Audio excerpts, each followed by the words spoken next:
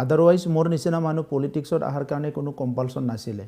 কাৰণ মোৰ জীৱনত মই কোনো এটা মুহূৰ্তত মই ৰাজনীতিক জইন কৰিম বুলি কোনো এটা সিদ্ধান্ত নাছিল এইটো মোৰ জীৱনৰ এমো নাছিলে কিন্তু যেতিয়া নিজ চকুৰে দেখা পালোঁ 2007, 8, 9, 10 ইমানখিনি হত্যা হিংসা হ'ল কিমানবাৰ কনফ্লিক্ট হ'ল গোটেই মানে পৰিৱেশটো নষ্ট হৈ গ'ল জাতি জনগোষ্ঠীৰ মাজত বড়ো অবড়ো বিভাজন হৈ গ'ল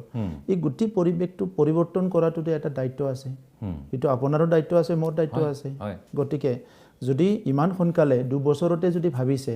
আগৰ তেনেকুৱা এটা পৰিৱেশ আহক আৰু এতিয়া 2 বছৰত মানে মহিলাৰী ডাঙৰীয়াই যথেষ্ট সংশোধন হ'ল ভাল সংগ পালে ভাল কলেজত নাম লিখিলে ভাল পৰিৱেশ পালে ভাল স্কুলৰ পৰা আহিছে তো সেইটো ৰাইজে ডিসাইড কৰিব এদি মানে